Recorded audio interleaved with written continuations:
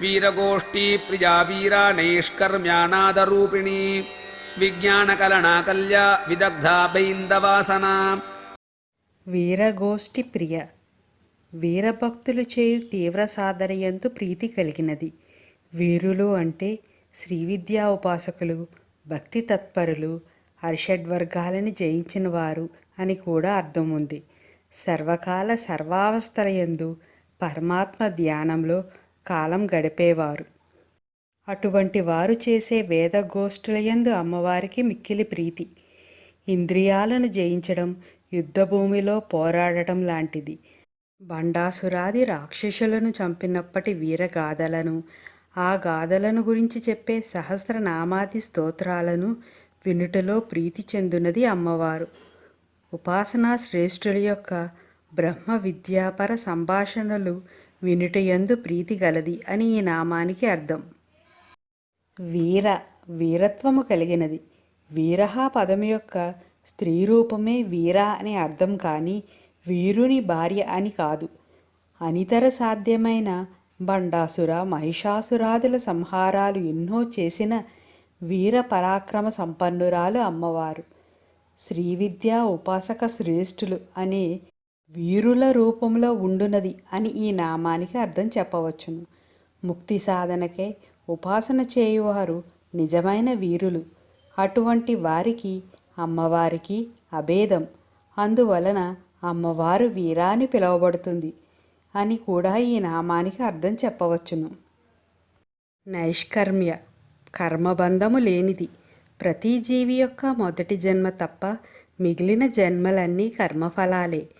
సృష్టికి సంబంధించిన సమస్తమైన క్రియలు లీలాప్రాయంగా అమ్మవారి ద్వారా జరిగిపోతాయే తప్ప వాటి ఫలితాలు అమ్మవారికి అంటుకోవు. క్రియాచరణం కానీ కర్మఫల పాప పుణ్యాల సంఘం కానీ అమ్మవారికి లేదు. కాబట్టి అమ్మవారు నైష్కర్మ్య. నాదరూపిణి ఓంకార స్వరూపిణి. శబ్దాలకు ధ్వనులకు వెనుక ఉన్న నాదం యొక్క రూపముగా అమ్మవారు ఉంటుంది. ఆనందరూపమైన పరమేశ్వరి నాదరూపంలో అనాహత చక్రంలో ఉంటుంది. అంతర్ముఖులైన వారు దానిని దర్శించగలుగుతారు అని జ్ఞానులు చెప్తారు. అక్షరాలు పుట్టకముందు ఉండే స్థితి నాదం. ఆ నాదమే రూపాంతరం చెంది వర్ణాలుగా పరిణమిస్తుంది. వేదాలన్నీ నాదరూపమే. వేదమాత అమ్మవారు కాబట్టి ఆమె నాదరూపిణి అనబడుతుంది. అవ్యక్తమైన పరమాత్మ శక్తిని లోకంలో వ్యక్తపరిచేది నాదమే. ఈ నాదము జగత్తంతా ఆవరించి ఉంటుంది. ఏ విషయాన్ని గ్రహించడానికైనా నాదమే ఆధారము. ఆ నాదము అమ్మవారి రూపం. అందుచేతని నాదరూపిణి అవుతుంది. ప్రణవంలోని అకార ఉకార మకార రూపాలే త్రిమూర్తులు. అయితే ఈ మూడక్షరాలను సమీకరించుకుని ముందుకు విస్తరిల్లే నాదరూపమే అమ్మవారు అని కూడా సమన్వయం చేసుకోవాలి. విజ్ఞాన కలన విజ్ఞాన స్వరూపిణి. విజ్ఞానం అంటే బ్రహ్మాన్ని గ్రహించడానికి అవసరమైన జ్ఞానం. కలన అంటే కలిగినది అని అర్థం.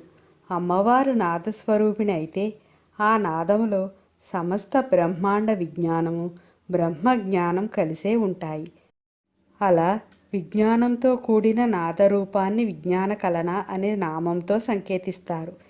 ఈ నామం అమ్మవారు బ్రహ్మాన్ని గ్రహించడానికి అవసరమైన అత్యున్నత జ్ఞానాన్ని ప్రసాదిస్తుంది అని అర్థం. కల్య మూల కారణం. కల్య అనే పదానికి శుభకరమైన, ఆరోగ్యకరమైన, పరిపూర్ణమైన, సిద్ధంగా ఉన్న లేదా సిద్ధమైన, బోధనాత్మకమైన, ఉదయించే, శుభవార్త మొదలైన అనేక అర్థాలు ఉన్నాయి. అమ్మవారు పై లక్షణాల రూపంలో ఉందని చెప్పవచ్చు. అన్ని కళలయందు నేర్పరి సర్వమంగళ ప్రదాయిని అమ్మవారు అని ఈ నామానికి ఒక అర్థం. వాస్తవంలోనూ స్వప్నములోనూ ఒక వ్యక్తి యొక్క పరిస్థితులు ఒకే రకంగా ఉండకపోవచ్చు.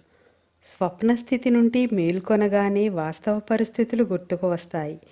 ఒక వ్యక్తిలో వాస్తవాన్ని గుర్తు చేసే అమ్మవారి పేరు కల్య అని చెప్పవచ్చు. ఈ నామానికి ఇది మరో అర్థం. విదగ్ధ అనే పదానికి గొప్ప కౌశలం కలిగినది, సామర్థ్యం కలిగినది, నేర్పరి, జ్ఞాని, కళాహృదయం ఉన్నది, చాతుర్యం కలిగినది, సుఖత కలిగించినది మొదలైన అనేక అర్థాలు ఉన్నాయి. ఈ లక్షణాలు విశ్వాన్ని సృష్టించడానికి, నిలబెట్టడానికి మరియు లయం చేయడానికి అవసరం. ఇవి బ్రహ్మం యొక్క లక్షణాలు. మరియు ఈ నామం మళ్ళీ అమ్మవారి బ్రహ్మణ లక్షణాలను పునరుద్ఘాటిస్తుంది. ఈ నామాన్ని విదగ్ధాయే నమః అని సంపుటి చేసి జపిస్తే మనలో కౌశలం పెరుగుతుంది. బైందవాసన బిందువు ఆసనముగా కలిగినది. బ్రహ్మాండాన్ని ఒక గోళంతో పోలిస్తే ఆ గోళం యొక్క కేంద్రంగా అమ్మవారిని సూచించవచ్చు. ఆ విధంగా సూచింపబడే అమ్మవారు బైందవాసన. మన శరీరంలో ముఖ్యంగా 2 కేంద్రాలున్నాయి: హృదయ కేంద్రము, మనోమండల కేంద్రము. జీవన వ్యాపారం తిన్నగా నడవడానికి కారణభూతమైన హృదయంలోని దహరాకాశ కేంద్రాన్ని అమ్మవారి బైందవాసనముగా గుర్తించవచ్చును. లేదా సహస్రారంలోని చంద్రమండల కేంద్రాన్ని బిందువు అనవచ్చును. అలాగే శ్రీచక్రంలోని కేంద్ర బిందువును సర్వానందమయ చక్రమని పిలుస్తారు. దీన్ని బైందవ స్థానం అని కూడా పిలుస్తారు. షోడశిలో దీక్ష పొందిన వారు ఇక్కడ అమ్మవారిని త్రికండ ముద్రలో పూజించాలి. వీరగోష్ఠీ ప్రియా వీరా నైష్కర్మ్యానాదరూపిణీ విజ్ఞానకలనాకల్య విదగ్ధా బైందవాసనా తత్వాధికా తత్వమయీ తత్వమర్థస్వరూపిణీ సామగాన ప్రియా సౌమ్య సదాశివకుటుంబినీ. తత్వాధిక సమస్త తత్వాలకు అధికారిణి.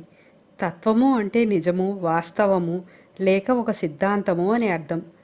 తత్వముగా చెప్పబడు వానికి అతీతముగాను అధికముగాను ఉండేది అమ్మవారు. అంటే అమ్మవారి యందు ఈ తత్వాలన్నీ చెల్లుతాయి, కానీ అమ్మవారు ఈ తత్వాలకు పరిమితమై వీటిలో ఇరుక్కోదు, వీటికి అతీతంగా ఉంటుంది. తత్వాసన అనే 424వ నామం అమ్మవారు తత్వాలను ఆసనముగా చేసుకుని వాటిపైన కూర్చుంటుందని తెలియజేస్తుంది. తనలోనికి లీనం కాబడి తన నుండి వ్యక్తం కాబడే బ్రహ్మాండానికన్నా అధికముగాను అతీతంగాను ఉండేది అని ఈ నామానికి అర్థం. తత్వమయి, తత్వస్వరూపిణి. ఈ నామం ఆమె తత్వాల స్వరూపమని చెబుతుంది.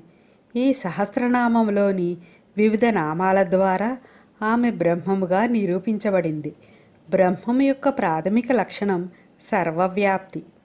తత్వాలు ప్రకృతికి సంబంధించినవి. ఆమె బ్రహ్మము మరియు ప్రకృతి రెండూ కాబట్టి ఈ నామం ఆమె తత్వాల యొక్క వ్యక్తిత్వము అని చెబుతుంది. మునుపటి నామం ఆమె తత్వాలకు అతీతమైనదని చెప్పింది. బ్రహ్మము ఏ చర్యతోనూ సంబంధం కలిగి ఉండదు. మునుపటి నామం ఆమెను బ్రహ్మంగా పరిగణించి ఆమె యొక్క తత్వాలకు అతీతమైనది అని చెబుతుంది.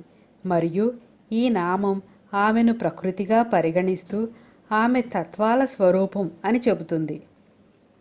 తత్వమర్థ స్వరూపిణి. తత్ అంటే బ్రహ్మము, త్వం అంటే ఆత్మ. ఈ రెండింటి కలయికను సాక్షాత్కారము లేదా ఆత్మ సాక్షాత్కారము అంటారు. తత్, త్వం ఈ పదాలు దేన్ని లక్ష్యంగా అర్థాలను కలిగి ఉన్నాయో దాని యొక్క స్వరూపమే అమ్మవారు అని ఒక అర్థం. అంటే తత్వము సూచించే అర్థం యొక్క స్వరూపము కూడా అమ్మవారే అని అర్థం. సామగాన ప్రియ. సామగానమునందు ప్రీతి కలిగినది. ప్రాణ సామవేద అన్నదాన్ని బట్టి సామవేదం ప్రాణం లాంటిది. ఈ ప్రాణం శ్వాస మీద ఆధారపడి ఉంటుంది.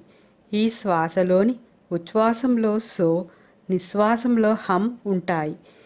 ఈ ఉచ్ఛ్వాస నిశ్వాసాత్మక శ్వాసలలో సోహం అనే గానమే సామవేదం. ఇది ప్రతి జీవిలోనూ నిరంతరం జరుగుతూ ఉంటుంది. ఈ సామగానం ఆ జీవి ప్రమేయంతో జరిగేది కాదు. జీవుల వెనుక ఉన్న అమ్మవారి అనుగ్రహం వల్ల, అనురాగం వల్ల సామవేదం సూచించే ఈ సామగానం జరుగుతోంది. కాబట్టి అమ్మవారు సామగాన ప్రియ. సౌమ్య, సౌమ్య స్వభావము కలిగినది. సౌమ్య అనే పదము సోమ సంబంధమైనదిగా కూడా చెప్పుకోవచ్చును. సోమ అనే పదము శివునిలో భాగమైన ఆయన భార్య ఉమతో కూడిన శివుడిని సూచిస్తుంది. శ్రీకంఠార్థ శరీరిణి అనే 392వ నామంలో శివుని సగము శరీరముగా నున్నది అని చర్చించబడింది. సోమేశ్వరుడైన శివుని స్వరూపం కాబట్టి సౌమ్య అని కూడా అర్థం చెప్పవచ్చును.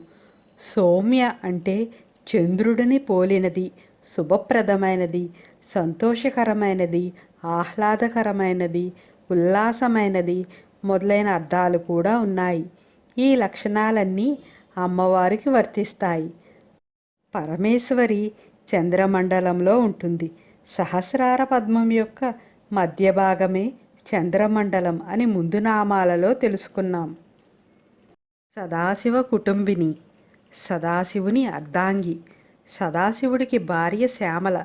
బ్రహ్మ, విష్ణు, రుద్రుడు, మహేశ్వరుడు, సదాశివుడు వీరు పంచబ్రహ్మలు.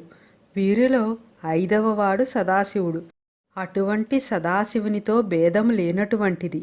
వేదాలలో ఈ శక్తినే అదితి అని, ఇడా అని, సరస్వతి అని వివిధ నామాలలో వివరించబడింది.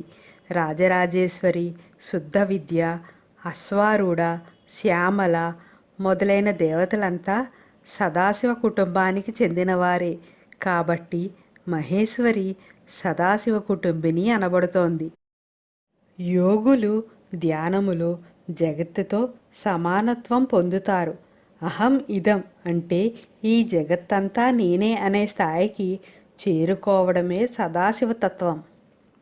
తత్వాధికా తత్వమజీ తత్వమర్థస్వరూపిణి సామగాణ ప్రియా సౌమ్య సదాశివ కుటుంబిని